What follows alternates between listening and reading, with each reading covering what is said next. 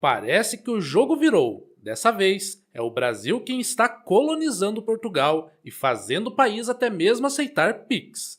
Este é o Visão Libertária, sua fonte de informações descentralizadas e distribuídas. Ajude a propagar as ideias da liberdade. Deixe o seu like e compartilhe com seus amigos. Um artigo seu pode virar vídeo aqui também, sabia? Este artigo foi sugerido por Ares, revisado por Quinta Essência, escrito e narrado por Gordinho Caipira.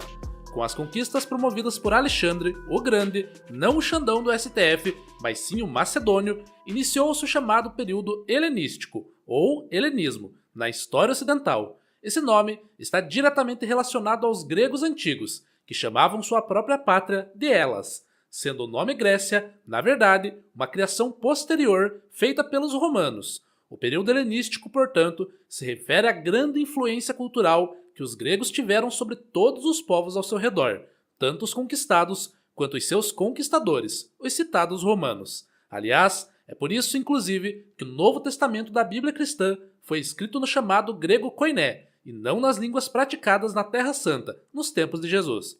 Hoje, forçando só um pouquinho a barra, podemos dizer que Portugal está vivendo um período brasileirístico, dada a grande influência cultural que o Brasil tem exercido sobre o território e o povo do país europeu, a começar pela própria língua. Se no século XVI os portugueses trouxeram seu idioma do Velho Mundo para as terras tupiniquins através de suas caravelas lentas e insalubres, hoje os brasileiros estão levando o nosso português, com todas as suas gírias, sotaques e expressões regionais, de volta para sua terra de origem. Contudo, hoje, esse fenômeno não se dá através de caravelas que levam meses para atravessar o Atlântico, mas sim através das redes sociais. Por meio de canais do YouTube, como Visão Libertária, vídeos produzidos por brasileiros chegam instantaneamente a todos os falantes do português, não só em Portugal, mas também em Angola, Moçambique e em vários outros países. E se o impacto dos vídeos brasileiros sobre os adultos falantes de português em outros países pode ser considerado superficial, a verdade é que, em se tratando das crianças, esse impacto é bem mais relevante.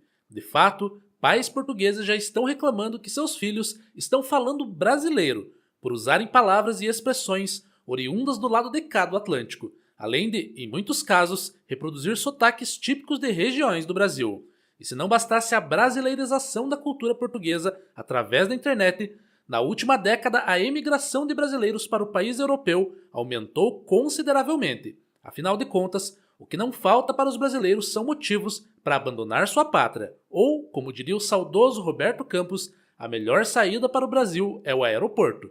Somando os quase 600 mil brasileiros que residem oficialmente em Portugal, aos mais de 1 milhão que visitam o país anualmente, o número de brasileiros em terras lusitanas se torna extremamente expressivo, ainda mais considerando que Portugal tem apenas 10,5 milhões de habitantes. Por esse motivo, muitos estabelecimentos em Portugal já começaram a se render à recolonização brasileira, aceitando até mesmo o nosso famoso Pix. Pois é, pelo jeito o Haddad vai ter um público ampliado de usuários do Pix para tentar taxar. Bem, de fato, as transações feitas através do Pix para compras internacionais já são tributadas em 0,38%, através do IOF. Porém, eu acho que esse percentual é muito pouco para a fome do nosso Leviatã. Provavelmente, ao ver o crescimento das transações via Pix em Portugal, o Lula vai crescer os olhos para toda essa grana e vai dar um jeito de aumentar a alíquota. Afinal de contas, estamos falando de uma fatia do povo brasileiro em terras estrangeiras que equivale à população da cidade de Curitiba. Neste momento, inclusive, pessoas mais empolgadas poderão dizer que, de fato, o ouro finalmente está voltando para o Brasil, pelo menos em parte. Zoeiras à parte, contudo, se o uso de meios digitais para realizar transações financeiras no dia a dia em terras internacionais pode parecer uma grande novidade, para nós libertários, isso já é uma realidade há muito tempo e que não se limita a um ou outro país. É claro que estamos falando do Bitcoin. É inegável que o Pix é um grande facilitador das transações diárias, que deu a milhões de brasileiros a possibilidade de empreender e tentar sair da vida miserável que o Estado nos impõe desde o berço. Mas também é fato que o Pix é uma espada de Damocles, pendurada sobre as nossas cabeças por uma linha muito fina que a qualquer momento pode se romper. Por enquanto, o Pix não é taxado, mas já é monitorado pelo Banco Central e pela Receita Federal. E Lula e o PT querem muito do fundo de sua alma colocar um impostinho do amor em cada mísera transação feita através dessa forma de pagamento. Num primeiro momento, o governo vai praticar essa vigilância toda para poder cobrar mais imposto de renda dos cidadãos. Só que mesmo nessa hipótese, o governo não vai ficar tão feliz, uma vez que o leão vai precisar esperar um ano inteiro até que chegue o período da declaração do imposto de renda, para dar sua desejada bocada. Por isso, o mais provável é que em algum momento o Estado brasileiro decida desenvolver de vez uma taxação imediata em cada transação feita através do Pix, mais ou menos como já acontece hoje com quem usa o Pix lá em Portugal, por exemplo. Pense comigo, em 2024 foram movimentados 26,4 trilhões em transações via Pix. Se o governo aplicasse apenas os já citados 0,38% de IOF, então a arrecadação seria aumentada em mais ou menos 100 bilhões de reais, o que garantiria várias viagens de luxo para Janja, sem dúvidas. Mas neste momento, o jovem dinâmico que acreditou que a taxa das blusinhas não era para o consumidor, mas sim para o vendedor, pode argumentar: ah, mas o Bitcoin também tem taxa de transação. De fato, jovem mancebo, nisso você está coberto de razão. O Bitcoin tem, em seu mecanismo, uma pequena taxa que varia de acordo com a demanda de transações naquele momento e com a prioridade que você quer dar à sua transação e que serve para remunerar os mineradores que gastam energia elétrica validando as milhões de transações que ocorrem na rede. É uma taxa justa, em troca do trabalho valiosíssimo que é manter a rede do Bitcoin rodando de maneira descentralizada, longe das garras do Estado. Se você parar para calcular o quanto de imposto você paga por usar o real ou qualquer outra moedinha lastreada na honestidade de políticos, você vai ver que a taxa de transação do Bitcoin está barata, muito barata. Enquanto o real perde o valor a cada ano e o leão fica espreitando cada movimentação do seu Pix, o Bitcoin te dá liberdade de verdade, sem bancos controlando seu saldo, sem políticos decidindo quanto você pode gastar e o melhor de tudo, sem KYC. Quer saber como? Na Coinex, você pode comprar Bitcoin de forma anônima, rápida e segura. Em poucos minutos, você compra Bitcoin sem burocracia, sem enviar documentos e ainda pode também usar o Pix se preferir para fazer tudo em minutos. Quer mais? Você pode sacar suas moedas a qualquer momento para uma carteira privada e ficar 100% imune a bloqueios, confiscos e inflação.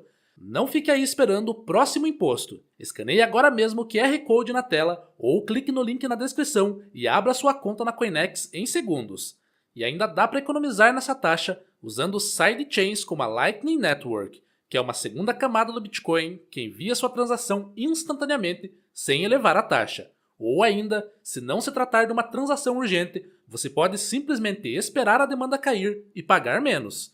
Em resumo, o Bitcoin tem sim seu custo de transação, assim como toda moeda tem. Afinal de contas, nem relógio trabalha de graça. Mas a diferença é que o Bitcoin, ao contrário da moeda estatal, é honesto com você. Ele te cobra o que ele custa para funcionar, é sujeito à lei da oferta e demanda e jamais vai dar uma canetada para aumentar arbitrariamente sua taxa.